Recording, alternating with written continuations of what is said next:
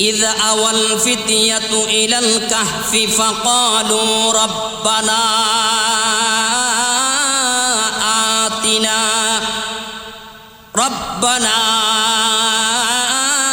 آتنا من لدنك رحمة وهيئ لنا من أمرنا رشدا। আসহাবে কাহফের 7টা যুবক যখন দেখলো ওই পাহাড়ের গর্তের মুখ বন্ধ হয়ে গেছে, এই 7টা যুবক ওই মুহূর্তে আল্লাহর কুদরতি পায়ের মধ্যে সেজদা দিয়া বলেছে রব্বানা আতিনা মিন লাদুনকা রাহমা। ওগো রব্বুল আলামিন, আপনার দয়ার খাজানার মধ্যে কত রহমত, কত বরকত, কত দয়া মায়া আছে। আল্লাহ ওই খাজানা থেকে পৃথিবীর জমিনের মধ্যে কত রহমত আর বরকত আল্লাহ নাজিল করলা। আল্লাহ এই মুহূর্তে আপনার উপরে ঈমান আনার কারণে যেই মহাবড় মুসিবতের মধ্যে পড়েছি, এই মহাবড় মুসিবতের মধ্যে পইরা আজকে যেই কুফের মধ্যে আশ্রয় নিলাম, কুফের দরজাটা পর্যন্ত আল্লাহ বন্ধ হয়ে গেছে। আল্লাহ মেহেরবানি করে আপনার কুদরতি রহমত আর বরকতের সাগর থেকে সামান্য একটু রহমত দিয়া আল্লাহ এই মুহূর্তে আমাদেরকে জালিম বাদশা থেকে আপনি হেফাজত করে দেন। বিসমিল্লাহির রহমানির রহিম।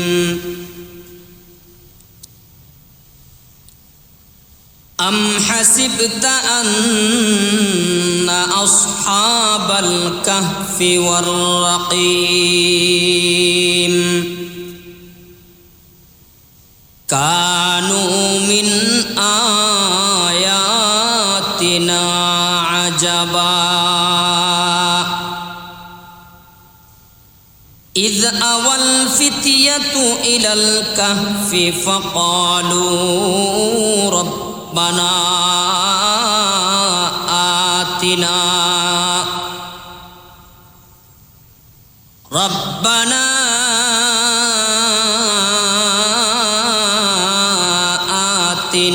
من لدنك رحمة وهيئ لنا من أمرنا رشدا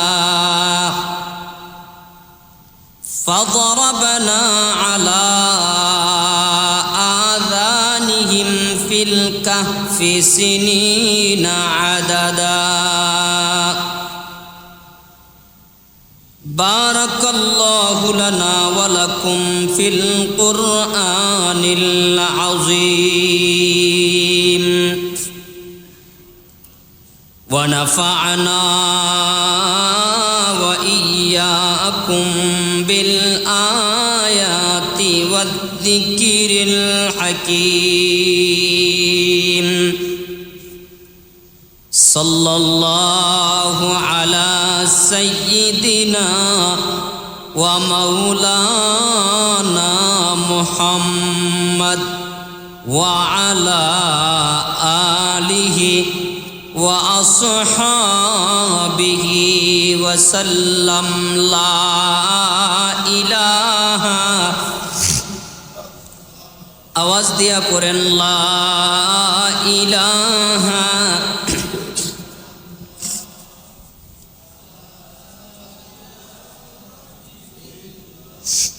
লা ইলাহা ইল্লাল্লাহ লা ইলাহা ইল্লাল্লাহ লা ইলাহা ইল্লাল্লাহ লা ইলাহা ইল্লাল্লাহ লা ইলাহা ইল্লাল্লাহ লা ইলাহা ইল্লাল্লাহ লা ইলাহা ইল্লাল্লাহ লা ইলাহা ইল্লাল্লাহ লা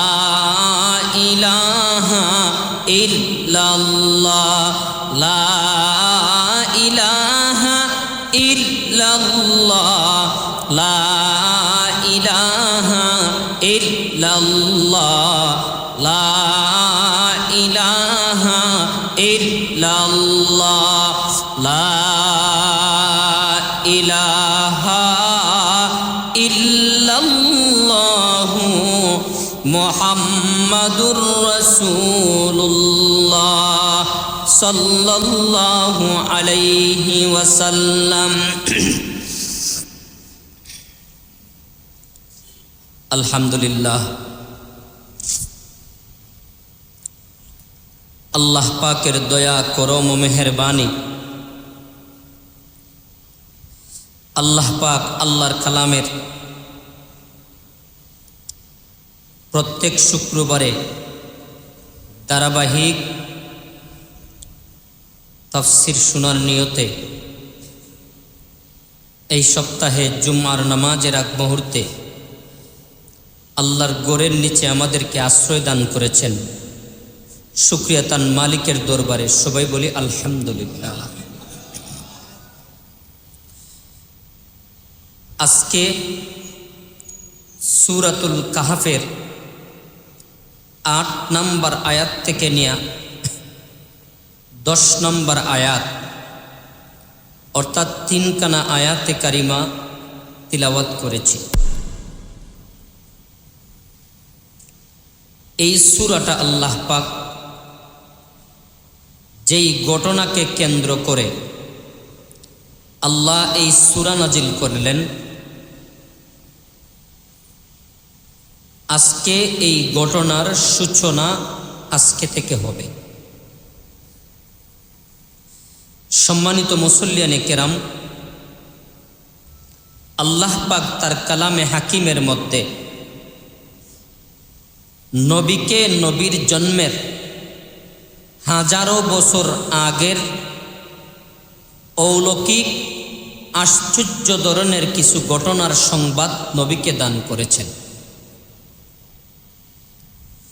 তো নবীকে নবীর জন্মের আগের ঘটনা, বিষয়, প্রেক্ষাপট আল্লাহ কেন নাজিল করেন, তাফসিরের কিতাবের মধ্যে মুফাসসিরিনে কেরামগণ উল্লেখ করলেন যে কিয়ামত পর্যন্ত যেহেতু আর কোনো নবী আসবেন না, সুতরাং কিয়ামত পর্যন্ত আনেওয়ালা সমস্ত উম্মতের জন্য এই ঘটনার মধ্যে বিশাল বড় ইবরত এবং শিক্ষা আছে, এই জন্য আল্লাহ নাজিল করেছেন। সম্মানিত মুসল্লিয়ানে কেরাম, আল্লাহ নবীকে নাজিল করেছেন, নবীর উপরে নবুয়তির দায়িত্ব অর্পণ করেছেন এবং আল্লাহ বলেছেন এই দিন, এই ধর্ম আমি আল্লাহ আপনার মাধ্যমেই পরিপূর্ণ করে দিলাম। সুবহানাল্লাহ। তাহলে যেই আল্লাহ নবীকে বলেছেন এই দিন পরিপূর্ণ করে দিলাম, আজকে যদি কোনো মানুষ বলে এই দিন পরিপূর্ণ হয় নাই, আমার মাধ্যমে পরিপূর্ণ হবে, বলেন তো দেখি তার ভিতরে ঈমান আছে? ঈমান আছে? তাহলে পরিপূর্ণ কথাটা স্বীকার না করে অস্বীকার করলো, এটা কার কথা অস্বীকার করলো? আর একটু জোরে বলেন, কার কথা? শুরুতেই আমি একটা SMS আমি আপনাদেরকে শোনাইয়া দিই। বাংলাদেশের মধ্যে একটা দল আছে, তারা তাদেরকে নিজে ইসলামী দল নামে তাদেরকে চালাইয়া দিছে। কি দল নামে? দল। এই দলটার নাম হলো হিজবুত তাওহীদ। হিজবুত তাওহীদ নামেও বোঝা যায় মুসলমানের নাম, বাহ্যিকভাবে তাদের কার্যকলাপ কথায়ও বোঝা যায় মুসলমানের সংগঠন।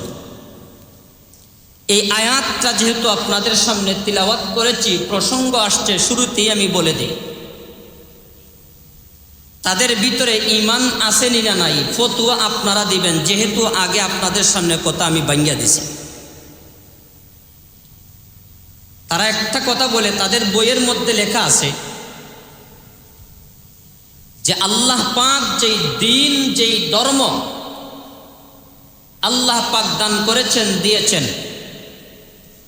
1400 বছর আগে নবী যেই ধর্ম, যেই দিন নিয়ে এসেছিলেন, আজকে এই দিন পরিপূর্ণতার জায়গার মধ্যে পৌঁছে নাই। আর একটু জোরে বলেন, এই দিনটা বিকৃত হয়ে গেছে। আর এই বিকৃত দিনকে, অপরিপূর্ণ দিনকে পরিপূর্ণতায় আনার জন্য বাইজিদ খান পন্নীকে আল্লাহ জমিনের মধ্যে প্রেরণ করেছেন। আচ্ছা, আপনারা বলেন, নবী, শেষ নবীর নবুয়তি অস্বীকার করার আর কদ্দুর বাকি থাকে? বাকি আছে? নাই। এবার শুনেন মজার কথা। এবার তারা বলে, এই যে হোমিও ডাক্তার, উনি পেশায় ছিল হোমিও ডাক্তার। কি ডাক্তার? বাইজিদ খান পন্নী ছিল হোমিও ডাক্তার। এই হোমিও ডাক্তারকে আল্লাহ পাক নাজিল করেছেন তার দিনকে পরিপূর্ণ এবং অনস্তিত্ব দিনকে অস্তিত্বে ফিরিয়ে আনার জন্য। এখন যেই আল্লাহ দিন পরিপূর্ণ করার জন্য যাকে আল্লাহ দায়িত্ব দিবেন, তার তো মুজিজা থাকা লাগে। নবীর আর মুজিজা লাগে না? এই ভিতরে লুকিয়ে থাকা প্রশ্নের জবাবটাও তারা দিয়েছে। একটা হলের মধ্যে একটা সেমিনার করেছে। সেমিনার কইরা বলে যে যেহেতু ওহির দরজা বন্ধ, এটা আবার স্বীকার করে, ওহির দরজা যেহেতু বন্ধ, সুতরাং মুজিজা আল্লাহ জিবরিল আমিন দ্বারা আমার কাছে প্রেরণ করবেন না। আল্লাহ পাক আমার মাধ্যমে আমার মুজিজা আল্লাহ উম্মতের সামনে প্রকাশ করে দিবেন। নাউজুবিল্লাহ, জুড়ে বলেন। এখন তার মুজিজাটা শুনেন, তবে হাসবেন না কেউ, মুজিজাটা শুনেন। তার মুজিজা হলো, 1 নম্বর মুজিজা, এই হলের ভিতরে আমি যে ভাষণটা দিতেছি, এই ভাষণের শুরু থেকে শেষ পর্যন্ত হলের ভিতরে যারা ছিল সবাই নীরব নিস্তব্ধ ভূমিকা পালন করেছিল। সবাই যে নীরব নিস্তব্ধ ভূমিকা পালন করে আমার কথাটা শুনেছে, এটাই আমার একটা মুজিজা। আচ্ছা, আমি যে এই পর্যন্ত কথা বলতেছি 10 মিনিট পার হয়ে যান, আপনারা কেউ কথা বলেছেন? কথা বলেছেন? তাহলে এই কেরামতি আমার কাছে নাই। আসেনি না? নাই, আছে। নাম্বার 2, কেরামতিটা দেখেন, তারা মুজিজাটা দেখেন। নাম্বার 2, এই হলের মধ্যে 50 জনের অধিক শিশু বাচ্চা ছিল। আমার বক্তব্য চলাকালীন সময়ে একটা শিশু বাচ্চায়ও একটা আওয়াজ করে নাই। এটাই আমার আরেকটা মুজিজা। নাম্বার 3, আমি যেই মাইকে কথা বলেছি শুরু থেকে নিয়ে শেষ পর্যন্ত আমার মাইকে একটা ডিস্টার্বও করে নাই। সুতরাং মাইক তার সঠিক সার্ভিস দেওয়া, এটাও আমার একটা মুজিজা। নাউজুবিল্লাহ বলেন। আচ্ছা, আজকে 5 বছর রানিং চলেন, 2 থেকে 3 সপ্তাহ মনে হয় মাইকে ডিস্টার্ব দিছে স্পিকার। এছাড়া বাকি কোনদিন মাইকের ডিস্টার্ব শুনছেন? আচ্ছা, এই মসজিদের মধ্যে শিশু বাচ্চারা আসে কি আসে না? বয়ান করার সময় তারা হই হুল্লোড় করে। তাহলে এই মুজিজা আসেনি না? নাই, আছে। আচ্ছা, সে 3টা মুজিজা প্রকাশ করে বলছে, যেহেতু আল্লাহ পাক জিবরিল আমিন ছাড়া আল্লাহ নিজে আমার মাধ্যমে মুজিজা প্রকাশ করাইছেন, সুতরাং বোঝা গেল এই নবীর যে নবুয়তিটা ছিল, যেই ধর্মটা নবীজি নিয়ে এসেছিলেন, এই ধর্মটা আজকে সঠিক জায়গায় রয় নাই। এই ধর্মটাকে সঠিক জায়গায় আনার জন্য আল্লাহ পাক আমাকে প্রেরণ করেছেন। তার এই আকীদা, তার এই কথাবার্তা থেকে যাদের ন্যূনতম জ্ঞান আছে, ন্যূনতম একটু গেলুজার মাথার মধ্যে আছে, এরা জিন্দেগিতে কোনো দিন ওই সমস্ত মানুষদেরকে একটা ধর্মের ইমাম মানব তো দূরের কথা, মুসলমান বলাও তার পক্ষে সম্ভব নয়। বিধর্মী, তার ভিতর থেকে ইমান চলে গেছে। কিন্তু বড় দুঃখ এবং পরিতাপের ব্যাপার হলো, অনেক সমাজ ইজ্জত কিছু নারী পুরুষ আছে, তারা তার এই সমস্ত মিষ্টি মিষ্টি কথা দেখা আর নগদ কিছু মুজিজা দেখা তারাও তাকে ইমাম মানা শুরু করছে। আসলে সে তাকে ইমাম দাবি করে না, সে তাকে গোপনে গোপনে সে তাকে নবী দাবি করে। তার এই সমস্ত কথাবার্তা তার কিতাব বোঝা যায়। আচ্ছা, মোজেজা নবী থেকে প্রকাশ পায় না, তাহলে তার থেকে যদি মোজেজা প্রকাশ পায় তাহলে কিতাব বোঝা গেল সেও তো নিজেকে নবী দাবি করে। প্রকাশ করে না কেন? তার একমাত্র কারণ হলো সে যদি তাকে স্পষ্ট নবী বলে প্রমাণ করে, সে নিজেও বুঝে তার পিঠের চামড়া জায়গায় থাকবে না, তার পিঠের চামড়া জায়গায় থাকবে না। যে এই বাংলাদেশের মাটিতে যাদের ভিতরে আল্লাহ পাক ন্যূনতম ঈমান দান করেছেন, এই সমস্ত ঈমানওয়ালাদের সামনে আমি নিজেকে নবী যেহেতু দাবি করতে পারবো না, সুতরাং নবী নাম তাছাড়া নবীর বাকি যা আছে সব কিছু সে লোক সমাজের মধ্যে গেয়ে গেয়ে। নাম্বার 2, তারা বলে যে আমরা আল্লাহর রাস্তায় আমরা জিহাদ করি। আল্লাহর রাস্তায় কি করে? জিহাদ করে।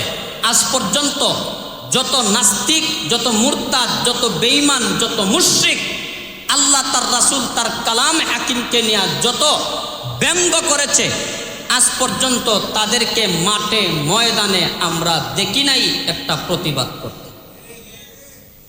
সাইয়্যিদুনা আবু বকর সিদ্দিক রাদিয়াল্লাহু তাআলা আনহু হিজরতের রাত্রিতে নবীজির ডানে যান, বামে যান, সামনে যান, পিছনে যান, পাখির মতন উড়াউড়ি করেন। নবীজি জিজ্ঞাসা করলেন, আবু বকর তুমি এইভাবে উড়াউড়ি করছো কেন, দৌড়াদৌড়ি করছো কেন? আবু বকর সিদ্দিক রাদিয়াল্লাহু তাআলা আনহু বলেন, ওগো নবীজি, ডানে গেলে মনে হয় বাম দিক থেকে কাফের আসে, বাম দিকে গেলে মনে হয় সামন দিক থেকে কাফের আসে, সামন দিক থেকে গেলে মনে হয় পিছন দিক থেকে কাফের আসে, এই কারণে আমি দৌড়াদৌড়ি করি। ঠিক তেমনিভাবে এই দেশের উলামায়ে কেরাম যখন সামনে যান, আহলে হাদিস নামক ফিতনা সামন দিক থেকে চলে আসে, যখন সামনে যান পিছন দিক থেকে বেদাত নামক ফিতনা চলে আসে, যখন পিছনের দিকে যান ডান দিক থেকে মুশরিকদের ষড়যন্ত্রমূলক ফিতনা চলে আসে, যখন ডান দিকে যান বাম দিক থেকে এই সমস্ত মিথ্যা নবুয়তের দাবিদার, নবুয়তের অস্বীকারী কাফের কুফফাররা চলে আসে, চতুর্দিকে ধর্মের পাহারাদারি এদেশের উলামায়ে কেরাম এদেশের উম্মতদেরকে নিয়ে করেন। আজকে যারা এইগুলাকে বাইরুট করে অস্বীকার করে, তারা তাদেরকে নিজেদেরকে ইমাম দাবি করে, এরা সত্যিকার অর্থে তারা উম্মতের ইমাম নয়, তারা সত্যিকার অর্থে ইসলামকে ধ্বংস করার একমাত্র ষড়যন্ত্রকারী, একমাত্র ষড়যন্ত্রকারী। আর না হয় মুখে দাড়ি নাই, মাথায় টুপি নাই, গায়ে পাঞ্জাবি নাই, সে বলে আবার ইমাম, সে বলে আবার ইমাম। তা আমি তো মনে করি সে যদি ইমাম হয় তাহলে আলহামদুলিল্লাহ আমাদের বাইতুল নূর জামে মসজিদে প্রত্যেক সপ্তাহে যেই পরিমাণ মুসল্লি হয়, আমার তো মনে হয় 1000-এর উপরেও মুসল্লি হয়। তাহলে সে যদি ইমাম হয় তাহলে আমিও তো দ্ব্যর্থহীন ভাষায় বলতে পারি, তোর চাইতে বড় ইমাম বাইতুল নূর মসজিদের জামে মসজিদের প্রত্যেকটা মুসল্লি তোর চাইতে বড় ইমাম হয়ে আছে। তোরে কানো দুইটা 10 বার ঘুরাইতে পারবো। সে সূরা ফাতিহা ঠিকমতো পড়তে পারে না, কিন্তু আলহামদুলিল্লাহ এমন মুসল্লিয়ানে কেরাম এই মসজিদের মধ্যে আছে। আলহামদুলিল্লাহ মসজিদের বদৌলতে আলহামদুলিল্লাহ সূরা কেরাত পর্যন্ত তাদের সঠিক হইয়া গেছে। আল্লাহ পাক এই সমস্ত ফিতনা থেকে, এই সমস্ত দাজ্জালদের চেলা থেকে আল্লাহ আমাদের ঈমান আমলকে যেন হেফাজত করেন। সবাই বলেন আমিন। আম হাসিবতা আন্না আসহাবাল কাহফি ওয়ার রাকিম কানু মিন আয়াতিনা আজাবা। এই আয়াতের মধ্যে আল্লাহ পাক আসহাবে কাহাফ, এই আসহাবে কাহাফের ঘটনাটা আল্লাহ পাক এই আয়াতের সূচনা লগ্ন থেকেই আল্লাহ পাক বর্ণনা করেন। সম্মানিত মুসল্লিয়ানে কেরাম, রোম সম্রাটের মধ্যে তদানীন্তন সময়ের একটা জালেম বাদশা ছিল, যেই বাদশার নাম তাফসিরের কিতাবের মধ্যে আসছে দাকিয়ানুস। বাদশার নামটা কি বলেন? আমার কথা বোঝা যায় তো? বাদশার নাম দাকিয়ানুস। এই বাদশাটা ধর্মের দিক থেকে ছিল, সে একজন বিধর্মী মানুষ, মুশরিক, মূর্তি পূজক, অগ্নি পূজক, যার আকীদা। সে যতই তার আকীদা লালন পালন করুক না কেন, তার রাষ্ট্রের মধ্যে আল্লাহ পাক মায়া করে দয়া করে পাহাড়ের মতন অটল কিছু ইমানদার আল্লাহ পাক তদানীন্তন সময়ে তার রাষ্ট্রে আল্লাহ দান করেছিলেন। সে মানুষদেরকে দইরা সর্বপ্রথম জিজ্ঞাসা করত, তোর নাম কি? নাম বলার পরে বলতো, তুই এক আল্লাহ বিশ্বাসী না মূর্তি পূজায় তুই বিশ্বাসী? সে যদি বলতো আমি মূর্তি পূজায় বিশ্বাসী, তাকে নাজাত দিয়া দিত। যদি বলতো আমি আল্লাহ এক আল্লাহ বিশ্বাসী, তাওহীদবাদী, সাথে সাথে তাকে গ্রেফতার করে জল্লাদ বাহিনীকে কবর দিয়া তার উপরে পাশবিক নির্যাতন করে রক্তাক্ত করে দিত, যে তোরে ততক্ষণ পর্যন্ত ছাড়ব না যতক্ষণ পর্যন্ত তোর আল্লাহকে তুই ছাড়বে না। আউযুবিল্লাহ বলেন। এমন করতে করতে ওই দেশের রাজ পরিবারের টাকার কোনো অভাব নাই, পয়সার কোনো অভাব নাই, পোশাকের কোনো অভাব নাই, খাবার দাবার বাড়ি গাড়ির কোনো অভাব নাই। এমন 7 জন যুবকের গুপ্ত সংবাদের ভিত্তিতে জানতে পারলো ওই রাজ পরিবারের 7টা যুবক এমন আছে, তারা ভিতরে ভিতরে আল্লাহকে দিয়ে বিশ্বাস করে, অর্থাৎ তারা ঈমানদার। এই খবরটা জানার পরে তার রাষ্ট্রীয় জল্লাদ বাহিনী দ্বারা 7টা যুবককে গ্রেফতারি করে তার রাজ দরবারে হাজির করল। 7টা যুবক যখন বাদশার সামনে উপস্থিত হয়ে গেল, বাদশা তাদেরকে সামনে দাঁড় করায় জিজ্ঞাসা করলো, তোমরা এক আল্লাহ বিশ্বাসী না মূর্তি পূজায় বিশ্বাসী? দ্ব্যর্থহীন কণ্ঠে বুকে হাত দিয়া পাহাড়ের মতন অটল অবিচল জায়গার মধ্যে তাইকা সবাই আওয়াজ দিয়া বলো, আমরা একমাত্র কার উপরে বিশ্বাসী? আর একটু জোরে বলেন না, আল্লাহর উপরে বিশ্বাসী। যখন এই কথাটা বলল, সাথে সাথে বলল, প্রত্যেকটারে গ্রেফতার কইরা যেই জায়গায় তোমরা শাস্তি দাও, এই শাস্তির ঘর পর্যন্ত তোমরা নিয়ে যাও। বাদশা নিজে যাইয়া জিজ্ঞাসা করেছে, ঈমান ছাড়বা না রাখবা? 7টা যুবক একাকার হয়ে জবাব দিয়েছে, বাদশা জাহাপনা, বেয়াদবি মাফ করবেন, আপনার সামনে এইভাবে কথা বলা ঠিক না, কিন্তু বলতে হয়, যেহেতু আপনারও একজন বাদশা আছে, ওই বাদশার উপরে আমাদের ঈমান আছে। আজকে বলতে চাই, আল্লাহর উপরে আমাদের বিশ্বাস আছে, মরণ পর্যন্ত থাকবে। সবাই বলেন, মরণ পর্যন্ত থাকবে। এই কথাটা বলার পর সাথে সাথে অর্ডার দিল যে তাদের উপরে নির্যাতন চালাও। তবে নির্যাতন চালানোর আগে আমি বাদশার পক্ষ থেকে 7টা যুবককে একটু সময় দেই, আমি এক জায়গায় সফরে যাইতেছি, সফর থেকে প্রত্যাবর্তন করার আগ পর্যন্ত তোমাদেরকে আমি সময় দিলাম।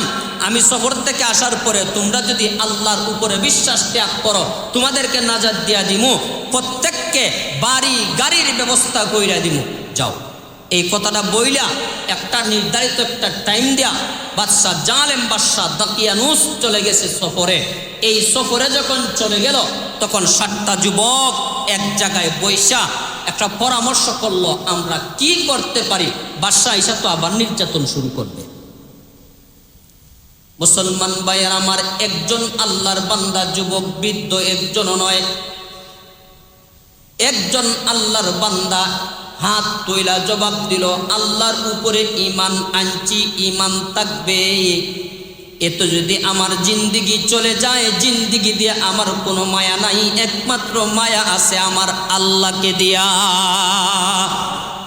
ও যুবক ভাইরা, আল্লাহ পাক 1400 বছর আগে এই ঘটনাটা নাজিল করেছেন আপনি আমার মতন যুবকদের ইবরত আর শিক্ষা হাসিল করার জন্য।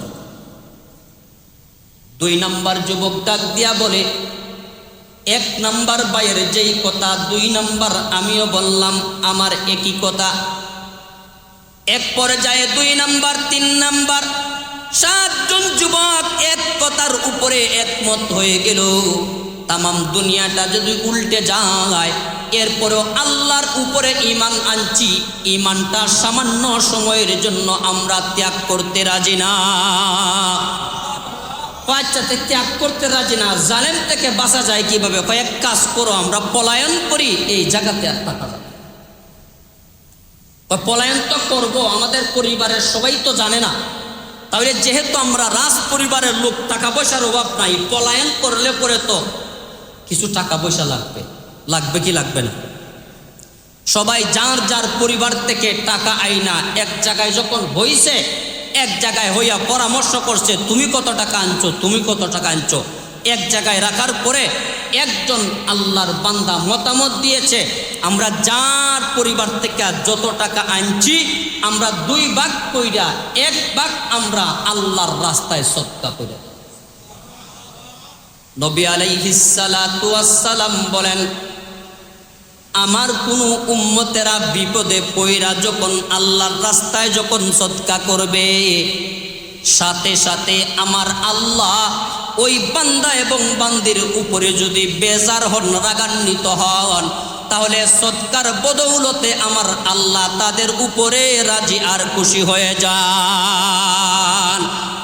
ও মুসলমান ভাইয়েরা আমার, একজন যুবক ডাক দিয়া বলে, ভাই, যেই আল্লাহ আমাদেরকে আমাদের ভিতরে ঈমান দান করেছেন, সর্বপ্রথম আমাদের উচিত হলো আজকে যেই মহাবড় সমস্যার মধ্যে পড়েছি, যার বাড়ি থেকে যেই পরিমাণ টাকা আমরা অর্জন করেছি, 2 ভাগ করে 1 ভাগ টাকা আমরা আল্লাহর রাস্তার মধ্যে আমরা দান করে দেই, আর বাকি টাকাগুলা নিয়ে আমরা সফরের জন্য আমরা বের হয়ে যাই।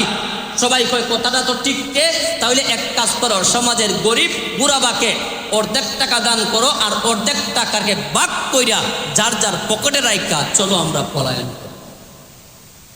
মুসলমান ভাইরা আমার, এই টাকাগুলা দান করিয়া আল্লাহর বান্দা 7 জন যুবক রওনা দিয়েছে।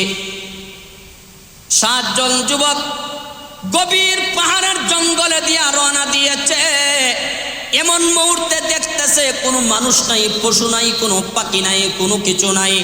হঠাৎ করে পিছন দিক থেকে একজন আওয়াজ শোনার পরে পিছন দিকে তাকিয়ে দেখলো আল্লাহর পক্ষ থেকে নগণ্য নিকৃষ্ট একটা কুকুর প্রাণী তাদের পিছু পিছু দাওয়া করেছে। কিরে, কোনো কিছু নাই, কুকুর কোত্থেকে আসলো? এই আসহাবে কাহাফের 7 জন যুবকের 3 নাম্বার যুবকটা কুকুরটাকে একটা দমক দিয়েছে, একটা দাওয়া করেছে, যাতে করে কুকুরটা তার বাড়ির দিকে চলে যায়, তাদের সাথে যাতে না আসে। কারণ একটা কুকুর যদি, পালিত একটা কুকুর যদি আপনি নিয়ে যান এক জায়গায়, আপনি পলায়ন করিয়া লুকাইতো থাকলে পরেও কুকুরটা চতুর্দিকে ঘোরাফেরা করে কিনা, শত্রু না জানলেও কুকুরের ঘোরাফেরায় টার্গেট করে ফেলবে, এখানে কোনো না কোনো মানুষ আছে। মুসলমান ভাইয়েরা আমার, কয়েকবার এই কুকুরটাকে দাওয়া করেছে। কয়েকবার দাওয়া করার পর যেই কুকুর কথা বলতে পারে না, অবলা বুবা প্রাণীটা মুহূর্তের ভিতরে আমার আল্লাহ এই কুকুরের জবান মানুষের মতন আল্লাহ তাআলা খুলিয়া দিলেন। এই অবলা প্রাণী কুকুরটা বলেও আসহাবে কাহাফের 7টা যুবক, আজকে এই জালিম বাদশার কাছ থেকে তোমরা পলায়ন করতেছো নিজেদের ঈমান আকীদাকে হেফাজত করার জন্য। আজকে তোমাদেরকে নিরাপত্তা দেওয়ার জন্য আল্লাহর জমিনের মধ্যে আর কেউ নাই। এই মুহূর্তে আমি একটা কুকুর রাজি হয়ে গেলাম, যতদিন পর্যন্ত যেই জায়গায় তোমরা থাকবে রে, এই জায়গার মধ্যে তোমাদেরকে পাহারাদারি করার জন্য আমি আল্লাহর নগণ্য একটা মাখলুক কুকুরটা মরণ পর্যন্ত আমি দাঁড়িয়ে থাকব। আমি তোমাদের দুশমন না, আমি তোমাদের সহযোগী। আল্লাহ পাক রব্বুল আলামিন বলেন, ওয়া মান ইয়াত্তাকিল্লাহা ইয়াজআল লাহু মাখরাজা। ও মুসলমান ভাইয়েরা আমার, যেই ব্যক্তি আল্লাহকে 100% ভয় করবে, তার ভিতরে তাকওয়া অবলম্বন করবে, এই তাকওয়ার বদৌলতে আমার আল্লাহ পাহাড় পরিমাণ বিপদ থেকে আল্লাহর বান্দাকে আল্লাহ তাআলা উদ্ধার করিয়া দিবেন। যদি আল্লাহকে আমরা ভয় করতে পারি, আল্লাহ কেমনে আমাদেরকে বাহির করিয়া দিবেন আমরা টেরই আমরা পাবো না। এটা একমাত্র আল্লাহর কথা, ডাইরেক্ট আল্লাহর কথা। আসহাবে কাহফের এই 7টা যুবক এই গভীর পাহাড়ের জঙ্গলে দিয়া যাইতে যাইতে ছোট্ট একটা গর্তের আশ্রয় তারা পেয়েছে, যেই কথাটাকেই আল্লাহ পাক কাহাফ বলে আল্লাহ পাক আখ্যায়িত করেছেন। আল্লাহ পাক বলেন, আম হাসিবতা আন্না আসহাবাল কাহফি ওয়ার রাকিম কানু মিন আয়াতিনা আজাবা। আল্লাহ পাক কাহাফ বলে যেই কথাটা বলেছেন, ওই পাহাড়ের এই কূপটার কথাই আল্লাহ পাক কাহাফ বলে আল্লাহ পাক আখ্যায়িত করেছেন। এই গভীর একটা কূপের মধ্যে তারা যাইয়া যখন আশ্রয় নিয়েছে, আশ্রয় নেওয়ার সাথে সাথে ওই কুকুরটা তার সামনের 2টা পাকে ওই গর্তের দিকে এভাবে ঝুঁকাইয়া ওই জায়গার মধ্যে পাহারাদারি করার জন্য পয়সা আছে। সুবহানাল্লাহ বলেন। তাদের ভয়, তাদের ঈমান এমন মজবুত ছিল, আল্লাহ পাক কোনো মানুষকে ব্যবহার করেন নাই, আল্লাহ পাক তার নগণ্য একটা প্রাণীকে আল্লাহ পাক তাদের পাহারাদারির জন্য ব্যবহার করেছেন। মুসলমান ভাইয়েরা আমার, যখন তারা কুফের মধ্যে আশ্রয় নিয়েছে, এমন মুহূর্তে আল্লাহর পক্ষ থেকে বিশাল বড় একটা পাথর আইসা ওই কুফের মুখটার উপরে আইসা পড়ে গেছে। শতবার একে একে চেষ্টা করার পরেও ভিতর থেকে যখন তারা ওই পাথরটাকে সরাইতে পারল না, তখন সবাই ক্রন্দন কইরা এক বাক্যে এক সুরে সেজদায় পইরা আল্লাহর কাছে একটা দোয়া করেছে, যেই দোয়াটা আল্লাহ পাক সূরাতুল কাহফের 9 নম্বর আয়াতের মধ্যে আল্লাহ পাক নকল করে দিয়েছে। সুবহানাল্লাহ বলেন। দোয়াটা দেখেন। إذ أوى الفتية إلى الكهف فقالوا ربنا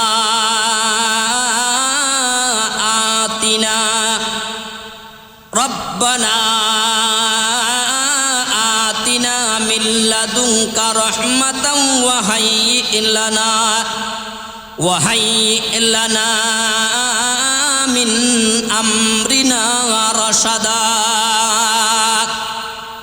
আসহাবে কাহফের 7টা যুবক যখন দেখলো ওই পাহাড়ের গর্তের মুখ বন্ধ হয়ে গেছে, এই 7টা যুবক ওই মুহূর্তে আল্লাহর কুদরতি পায়ের মধ্যে সেজদা দিয়া বলেছে, রব্বানা আতিনা মিন লাদুনকা রাহমা। ওগো রব্বুল আলামিন, আপনার দয়ার খাজানার মধ্যে কত রহমত, কত বরকত, কত দয়া মায়া আছে। আল্লাহ ওই খাজানা থেকে পৃথিবীর জমিনের মধ্যে কত রহমত আর বরকত আল্লাহ নাজিল করলা। আল্লাহ এই মুহূর্তে আপনার উপরে ঈমান আনার কারণে যেই মহাবড় মুসিবতের মধ্যে পড়েছি, এই মহাবড় মুসিবতের মধ্যে পইরা আজকে যেই কুফের মধ্যে আশ্রয় নিলাম, কুফের দরজাটা পর্যন্ত আল্লাহ বন্ধ হয়ে গেছে। আল্লাহ মেহেরবানি করে আপনার কুদরতি রহমত আর বরকতের সাগর থেকে সামান্য একটু রহমত দিয়া আল্লাহ এই মুহূর্তে আমাদেরকে জালিম বাদশা থেকে আপনি হেফাজত করে দেন। যখন তারা দোয়া করেছে, সাথে সাথে আল্লাহর কাছে এই দোয়াটা মকবুল হয়ে গেছে। আর একটু জোরে বলেন। এরপরে আল্লাহ বলেন, ওয়াহাইয়্ লানা মিন আমরিনা রাশাদা। আল্লাহ এমন একটা পথ আমাদের জন্য খুলে দেন, যেই পথের মধ্যে চললে পরে এই জালেম বাদশা থেকে আমরা মরণ পর্যন্ত আমাদের ঈমান আকীদাকে আমরা হেফাজত করতে পারব। তাফসিরে মাজহারির মধ্যে আছে, আল্লামা সানাউল্লাহ পানিপতি রহমতুল্লাহি আলাইহি উল্লেখ করলেন, এই সমস্যায় সবাই এই দোয়াটা করার পর আসহাবে কাহফের মধ্যে যে সবচাইতে বড় যুবকটা আছে, এই যুবকটা বলে, ভাই একটা দোয়া করলাম আমরা সবাই মিলা, এবার আমরা এক একটা দোয়া করি যার যার মন মতো কইরা। এর মানে হলো আপনার জিন্দেগিতে এমন কোন নেক আমল যদি আপনি করতে পারেন, তাহলে এই নেক আমলটা স্মরণ কইরা আল্লাহর দরবারে আপনি আহাজারি করেন। হতে পারে আমার আল্লাহ আপনার নেক আমলটাকে উসিল্লা কইরা আজকে আমাদের 7 জন যুবক ভাইদেরকে আল্লাহ তাআলা এই বিপদ থেকে উদ্ধার করে দিবেন। একটা দোয়া এক জায়গায় করলাম, এবার চলো আমরা একটু আলাদা আলাদা দোয়া করি। আসহাবে কাহফের একজনে কয়, আমার একটা নেক কাজের কথা মনে আছে, আমি তো রাজ পরিবারের লোক, আমার অধীনে অনেক শ্রমিকেরা তাদের শ্রম দিয়া তারা কাজকর্ম করত। এমন পর্যায়ে একদিন একজন আল্লাহর বান্দা আমার ঘরের মধ্যে কাজের মধ্যে আসে। 10 জন মানুষ সারাদিনে মিলা যেই কাজ করেছে, আল্লাহর বান্দা অর্ধেক দিনে তার চাইতে বেশি কাজ করেছে। ও মুসলমান ভাইয়েরা আমার, এরপরে আল্লাহর বান্দা বলে আমি রাজি হইয়া খুশি হইয়া আল্লাহর বান্দাকে পুরা দিনের টাকাটা অর্ধেক দিনের কাজ করার জন্য আমি দান করে দিলাম। এরপরে যখন সন্ধ্যার সময় মানুষ আসছে বাকি 9 জন টাকা নেওয়ার জন্য, আমি যখন তাদেরকে টাকা দিলাম সবাই সমস্বরে আওয়াজ দিয়া বলে, ও ভাই আপনি ওই ব্যক্তিটাকে অর্ধেক দিন কাজ করার কারণে আপনি পুরা দিনের টাকা দিয়া দিলেন, আর আমরা সারাটা দিন সকাল থেকে সন্ধ্যা পর্যন্ত আপনার ঘর বাড়ির মধ্যে কাজ করলাম, আমাদেরকে এই পরিমাণ টাকা দিলেন। সুতরাং আমাদের টাকার দরকার নাই, যতক্ষণ পর্যন্ত এই টাকাটাকে ডবল করে না দিবেন ততক্ষণ পর্যন্ত এই টাকাটা আপনার কাছ থেকে আমরা গ্রহণ করব না, আমাদের দরকার নাই। কারণ অর্ধেক দিন কাম কইরা যেই টাকা, পুরা দিন কাম কইরা যদি এই টাকাই হয়, যুক্তির আলোকে বলে আমাদেরকে ডাবল টাকা দিবেন। এই 9 জন এই কথা বইলা যার যার পথে যার যে চইলা গেছে, কিন্তু যেহেতু দিন মজুর মানুষ, দিনে আনে দিনে খায়, কয়েকটায় ঘুরাফিরা কইরা এই 9 জনের গ্রুপটা বাইঙ্গা 8 জন বাদশার কাছে আইসা গেছে।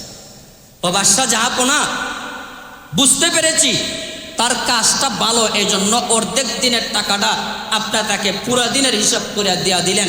আমাদের তো টাকা নাই, রাগ অভিমান কইরা কোনো লাভ নাই, আপনি এক কাজ করেন আমার টাকাটা আমারে দিলেন।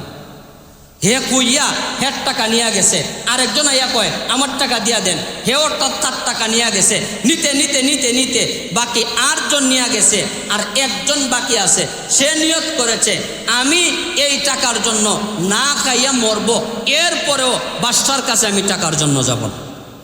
খেয়াল করছেন কথাটা? যাবে না। বাদশা ছিল বড় ন্যায়পরায়ণ, এই মালিকটা ছিল বড় ন্যায়পরায়ণ।